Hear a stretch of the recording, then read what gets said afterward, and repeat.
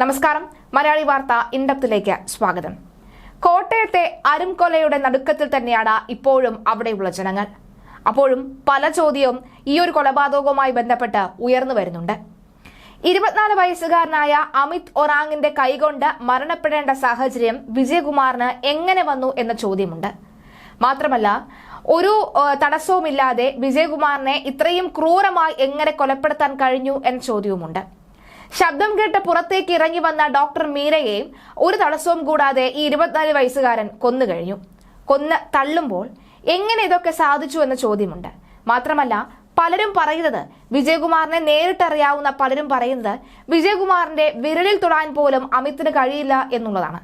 കാരണം ശരീരപ്രകൃതം അങ്ങനെയാണ്. വളരെ പൊക്കവും വളരെ വണ്ണവും അതുപോലെ തന്നെ വളരെ ശക്തിയും ഒക്കെ ആയിട്ടുള്ള അദ്ദേഹത്തിനെ എങ്ങനെ ഈ വളരെ ശരീരപ്രകൃതം കൊണ്ട് വളരെ മെലിഞ്ഞിരിക്കുന്ന ഈ 24 വയസ്സുകാരന് കൊല്ലാൻ സാധിച്ചു എന്ന ചോദ്യം തന്നെയാണ് ഉയരുന്നത്. ഈ ചോദ്യത്തിൽ നിന്നും മറ്റൊരു ചോദ്യം കൂടി ഉയരുകയാണ്. ആരാണ് വിജയകുമാർ എന്നുള്ളത്? ആരാണ് വിജയകുമാർ എന്നുള്ള ചോദ്യം ചെന്നെത്തുന്നത് ഒരു ബിസിനസ് മാഗ്നറ്റ് ആയിരുന്നു എന്ന ഉത്തരത്തിലേക്ക് തന്നെയാണ്.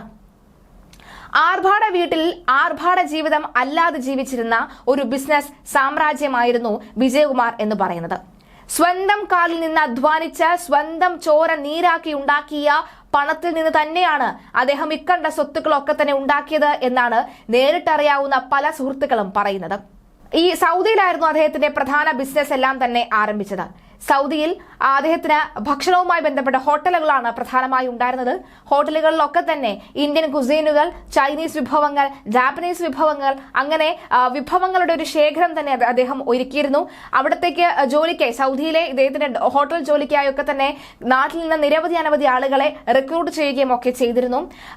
ലാഭം എങ്ങനെ ഉണ്ടാക്കാം, ഒരു 10 രൂപ കൊടുത്ത് 1000 രൂപ എങ്ങനെ ലാഭം ഉണ്ടാക്കാം എന്നുള്ള ആലോചനയും അങ്ങനെ ഉണ്ടാക്കുന്ന ബുദ്ധിരാക്ഷസൻ കൂടിയായിരുന്നു വിജയകുമാർ എന്നാണ് നേരിട്ടറിയാവുന്ന അല്ലെങ്കിൽ അദ്ദേഹത്തിനോടൊപ്പം ജോലി ചെയ്തിരുന്ന പലരും പറയുന്നത്. പ്രധാനമായും ഒക്കെ തന്നെ അവർ പറയുന്നത് അദ്ദേഹം പണം എങ്ങനെയെങ്കിലും ഉണ്ടാക്കണമെന്നുള്ളൊരു നിലയിൽ തന്നെയായിരുന്നു. പക്ഷേ ഈ അമിത് ഒറാങ് പറയുന്ന പോലെ അദ്ദേഹം ആർക്കും തന്നെ ജോലിക്കാർക്ക് ആർക്കും തന്നെ 1 രൂപ പോലും ശമ്പളം കൊടുക്കാതിരുന്നിട്ടില്ല. ബോണസും മറ്റ് എലവൻസും ഒക്കെ തന്നെ കൊടുക്കുന്ന കാര്യത്തിൽ അദ്ദേഹം വളരെ പിശുക്കനാണെങ്കിൽ പോലും ജോലി ചെയ്യുന്നതിന് കൃത്യമായ കൂലി കൃത്യമായ ദിവസത്തിൽ പറഞ്ഞ ദിവസത്തിൽ അദ്ദേഹം നൽകിയിരുന്നു എന്നാണ് മുൻ ജീവനക്കാരൻ പ്രതികരിക്കുന്നത്. ഈ ഹോട്ടൽ ബിസിനസ് മാത്രമല്ല അദ്ദേഹത്തിന് ഉണ്ടായിരുന്നത്. ഈ മുളക് പൊടി, മല്ലിപ്പൊടി, മഞ്ഞൾപ്പൊടി തുടങ്ങി നിരവധി ഇത്തരത്തിലുള്ള പലചരക്ക് സാധനങ്ങളുടെ കയറ്റുമതിയും അതുപോലെ തന്നെ വിൽപ്പനയും ഒക്കെ തന്നെ ഉണ്ടായിരുന്നു. ശബരി എന്ന ബ്രാൻഡിലായിരുന്നു അദ്ദേഹത്തിന്റെ ഇത്തരം പ്രോഡക്ട്സുകളൊക്കെ തന്നെ അറിയപ്പെട്ടിരുന്നത് എന്ന് പറയുന്നു. അതിനുശേഷം സൗദിയിലെ ബിസിനസ് ഒക്കെ തന്നെ താളം തെറ്റാറാകുമ്പോഴാണ് അദ്ദേഹം അവിടുത്തെ ബിസിനസ് മതിയാക്കുന്നത്. മാത്രമല്ല, ഗൾഫിലെ തന്നെ ഒരു സർക്കാർ ആശുപത്രിയിലായിരുന്നു ഡോക്ടർ മീരയ്ക്ക് ജോലി ഉണ്ടായിരുന്നത്.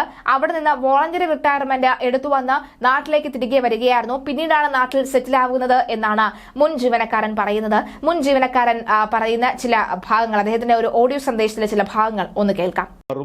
ഞാനുമായിട്ട് ഞങ്ങൾ തമ്മിൽ, ഞാൻ അദ്ദേഹത്തിന്റെ കൂടെ സൗദിയിലെ ഒരു 4 വർഷക്കാലം 93 മുതൽ 97, 98 വരെ 4 വർഷക്കാലം ജോലി ചെയ്ത ആളാണ്.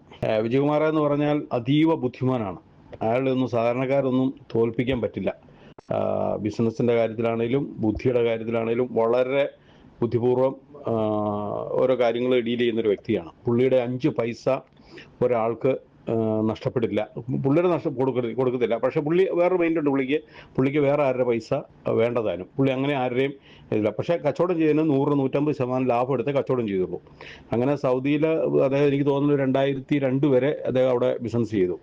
പുള്ളി ബഹ്റിനിലേക്ക് മാറി. അത് കഴിഞ്ഞൊന്നും പിന്നെ ക്ലച്ച് പിടിച്ചില്ല. ഇയാളുടെ വൈഫ് ഡോക്ടറായിരുന്നു. അവിടുത്തെ ഒരു ഗവൺമെൻറ് സർവീസിലെ ഡോക്ടറായിരുന്നു. അവർ റിട്ടയർ ചെയ്ത് പോകുന്നു കഴിയുമ്പോൾ ഫാമിലി ആയില്ലെങ്കിൽ പോകുന്നു.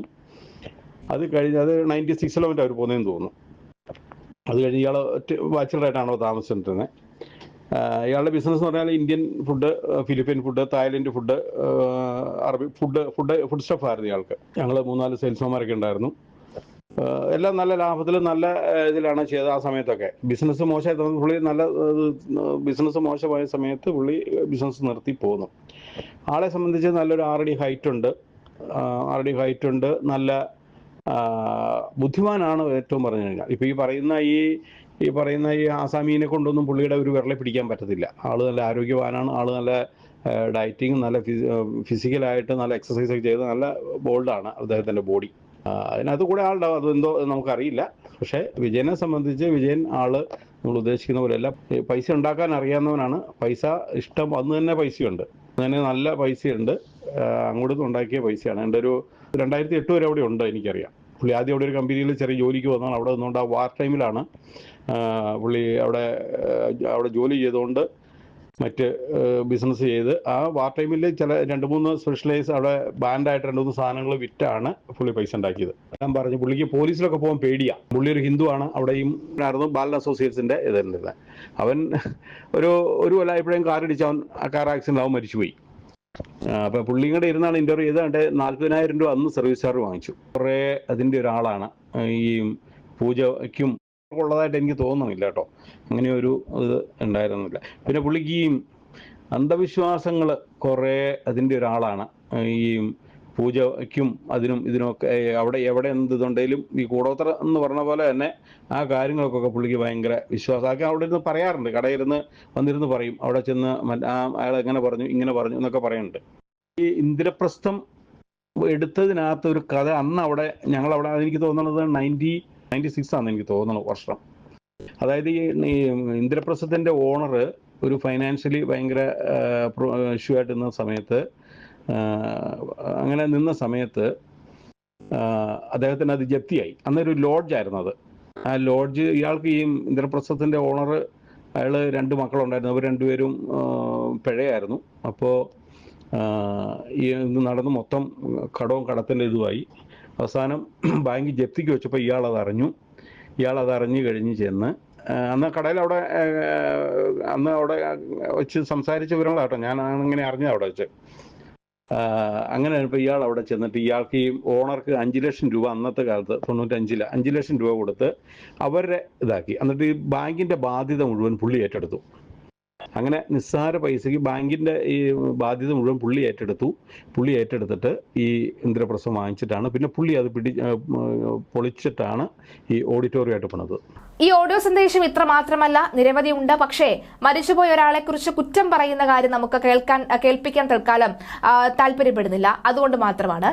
എന്തായാലും മോഷ്ടിച്ചോ അല്ലെങ്കിൽ മറ്റുള്ളവരെ പറ്റിച്ചോ ഒന്നും തന്നെ അദ്ദേഹം നേടിയെടുത്തതല്ല ഈ കണ്ട സ്വത്തുക്കൾ എന്നാണ് അദ്ദേഹം പറയുന്ന കാര്യത്തിൽ നിന്ന് മനസ്സിലാക്കുന്നത്. എന്തായാലും വിജയകുമാർ എന്ന് പറയുന്ന ഈ ബിസിനസ് മാഗ്നറ്റിനെ കൊലപ്പെടുത്താൻ ഈ അമിത് ഒറാങ്ങിന് ഒറ്റയ്ക്ക് സാധിക്കുമോ എന്ന ചോദ്യം തന്നെയാണ്. അമിത് ഒരു വാടക കൊലയാളി ആകാനുള്ള സാധ്യത തള്ളിക്കളയാനും കഴിയില്ല. മാത്രമല്ല, ഇദ്ദേഹം പറയുന്ന മറ്റൊരു കാര്യം എന്ന് പറയുന്നത്, ഈ ഇന്ദ്രപ്രസ്ഥത്തിൽ വരികയും ഇന്ദ്രപ്രസ്ഥം ഓഡിറ്റോറിയം ഒക്കെ തന്നെ ഏറ്റെടുക്കുകയും ഒക്കെ ചെയ്തതിനു ശേഷം കോട്ടയത്ത് ആദ്യമായാണ് ഇത്തരത്തിൽ AC ഓഡിറ്റോറിയം ഒക്കെ തന്നെ വരുന്നത്. അത്യാധുനിക സൗകര്യത്തോടുള്ള AC ഓഡിറ്റോറിയം. മാത്രമല്ല, ഇവിടെയും ഭക്ഷണശാല, അത്യാധുനികമായിട്ടുള്ള ഭക്ഷണശാല ഉണ്ടാകുന്നു. ഇന്ദ്രപ്രസ്ഥത്തിൽ വെച്ച് ഒരു വിവാഹം നടത്തുക എന്നത് കോട്ടയത്തുകാരുടെ ഒരു പ്രസ്റ്റീജ് ഇഷ്യൂ ആയി മാറുന്ന ഒരു സാഹചര്യം വരെ ഉണ്ടായ ഒരു ഘട്ടം ഉണ്ടായിരുന്നു എന്നാണ് പറയുന്നത്. പക്ഷേ ഇദ്ദേഹത്തിന് ഉണ്ടാകുന്ന ഈ ഒരു മരണം എന്തുകൊണ്ട് ആവർത്തിച്ച് ചർച്ചയാകുന്നു എന്ന ചോദ്യത്തിന് ഉത്തരം എന്ന് പറയുന്നത്, ഇന്ന് നമ്മുടെ നാട്ടിൽ ഇത്തരത്തിൽ സാമ്പത്തികപരമായി മുൻപന്തിയിലുള്ള പലരുടെ മക്കളും വിദേശത്താണ്. അവർ ഒറ്റയ്ക്കാണ് നമ്മുടെ നാട്ടിൽ കഴിയുന്നത്. നിരവധി CCTVകളുടെ ബലത്തിലും പുറത്തു നിൽക്കുന്ന സെക്യൂരിറ്റി ജീവനക്കാരുടെ ബലത്തിലുമൊക്കെയാണ് അവർ നമ്മുടെ നാട്ടിൽ സമാധാനത്തോടെ കിടന്നുറങ്ങുന്നത്. ഒപ്പം അതുപോലെ തന്നെ നമ്മുടെ പോലീസ് ഉദ്യോഗസ്ഥർ ഉണ്ടല്ലോ എന്ന ധൈര്യത്തിലും. പക്ഷേ വേണ്ടപ്പെട്ട ഏറ്റവും അടുത്ത് നിൽക്കുന്ന തൊഴിലാളികൾ തന്നെ ശത്രുക്കളായി മാറുന്ന സാഹചര്യം ഉണ്ടാകുന്നു. പിന്നെ അതുപോലെ തന്നെ പതിയിരിക്കുന്ന ചില ശത്രുക്കൾ ഉണ്ടാകുന്ന സാഹചര്യം ഉണ്ടാകുന്നു. അങ്ങനെ നിരവധി ശത്രുക്കൾക്കിടയിൽ അവർക്ക് എങ്ങനെ മനസ്സമാധാനത്തോടെ കഴിയാൻ സാധിക്കുമെന്ന ചോദ്യവും കൂടിയുണ്ട്. ഈ ഒരു കൊലപാതകം അമിത് ഒറാങ് പറയുന്ന ഇത്തരം കാര്യങ്ങളൊക്കെ തന്നെ തൊണ്ട തൊടാതെ പോലീസ് വിഴുങ്ങുകയാണെങ്കിൽ ഒരുപക്ഷെ ഇനിയും അവിടെ കൊലപാതകം ഉണ്ടാകാനുള്ള സാധ്യതയുണ്ട് എന്ന് പറയുന്നു. മാത്രവുമല്ല, ഈ ഇദ്ദേഹത്തിന്റെ ഏറ്റവും അടുത്ത ചില ബന്ധുക്കളുമായി തന്നെ അകലം പാലിക്കുന്ന ഒരു വ്യക്തിയായിരുന്നു. മാത്രമല്ല, ആദ്യ കാലഘട്ടത്തിൽ ഇദ്ദേഹം ബിസിനസ്സിൽ വളരെ മുൻപന്തിയിൽ നിന്ന ഈ ഹോട്ടൽ മേഖലയിലൊക്കെ തന്നെ അദ്ദേഹം നിന്നിരുന്ന ഈ ഘട്ടത്തിൽ അദ്ദേഹത്തിന്റെ ഏറ്റവും അടുത്ത ബന്ധുക്കളെ, അതായത് ഈ ഭാര്യയുടെ സഹോദരനെയും അതുപോലെ തന്നെ മറ്റ് ബന്ധുക്കളെയും ഒക്കെ തന്നെ ഇവിടേക്ക് കൊണ്ടെത്തിച്ച് അദ്ദേഹം നിരവധി ജോലി സാധ്യതകളൊക്കെ തന്നെ തുറന്നിരുന്നു എന്നടക്കമുള്ള കാര്യങ്ങളൊക്കെ തന്നെ പറയുന്നുണ്ട്. എന്തായാലും കഴിഞ്ഞ ദിവസം വിശദമായ ചോദ്യം ചെയ്യലിൽ നിന്നും അമിത് ഒറാങ് പറയുന്നത് എനിക്ക് അയാളെ കൊന്നിട്ടും മതിയായില്ല എന്നാണ് പറയുന്നത്. മുഖമൊക്കെ ചുമന്ന് വിജയ എന്ന് ഉറക്കെ അലറി വിളിച്ചുകൊണ്ടാണ് അമിത് ഒറാങ് ഈ വിജയകുമാറിനെ കൊന്നത്, അല്ലെങ്കിൽ വിജയകുമാറിനെ മാരകമായി തലക്കടിച്ചു കൊന്നത് എന്ന് വ്യക്തമാവുകയാണ്. പക്ഷേ അപ്പോഴും ഈ അമിത്തിന് ഒറ്റയ്ക്ക് എങ്ങനെ ചെയ്യാൻ സാധിച്ചു എന്ന ചോദ്യത്തിന് ഉത്തരം ലഭിക്കേണ്ടത് തന്നെയുണ്ട്. മറ്റൊരു കാര്യം പറയുന്നത്, നാളെ തന്നെയാണ് അദ്ദേഹത്തിന്റെ മകൾ നാട്ടിലേക്ക് എത്തുന്നത്. USA നിന്നും അദ്ദേഹത്തിന്റെ മകൾ നാട്ടിലെത്തുകയാണ്. ആ മകൾക്ക് അമ്മയും നഷ്ടപ്പെട്ടു, അച്ഛനും നഷ്ടപ്പെട്ടു, സഹോദരനെ വളരെ നേരത്തെ നഷ്ടപ്പെടുന്ന ഒരു സാഹചര്യം.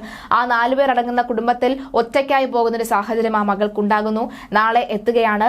അതിനുശേഷമാണ് മൃതശരീരമൊക്കെ തന്നെ ഈ ഓഡിറ്റോറിയത്തിൽ പൊതുദർശനത്തിൽ വെക്കും. അതിനുശേഷം വൈകിട്ട് വീട്ടുവളപ്പിൽ തന്നെയാണ് സംസ്കാര ചടങ്ങുകളൊക്കെ തന്നെ നടക്കുന്നത്. എന്തായാലും USA നിന്ന് മകൾ നാളെ എത്തുകയാണ്. അതിനുശേഷം തുടർ നടപടികൾ ഉണ്ടാകും. മകൾക്ക് ഈ ഒരു മരണത്തിൽ മറ്റെന്തെങ്കിലും സംശയമുണ്ടോ, ദുരൂഹതകളുണ്ടോ എന്നടക്കമുള്ള കാര്യങ്ങളും ചോദിച്ചറിയേണ്ടതുണ്ട്, മനസ്സിലാക്കേണ്ടതുണ്ട്. മാത്രമല്ല ഈ വീട്ടിലെ CCTV ദൃശ്യങ്ങളൊക്കെ തന്നെ മകളുടെ ഫോണിൽ അറ്റാച്ച്ഡ് ആണോ, കണക്റ്റഡ് ആണോ എന്ന് കൂടി അറിയേണ്ടതുണ്ട്. അങ്ങനെയെങ്കിലും ഒരു പക്ഷേ ഇതെല്ലാം തന്നെ തത്സമയമാകലും കണ്ടിട്ടുണ്ടാകണം.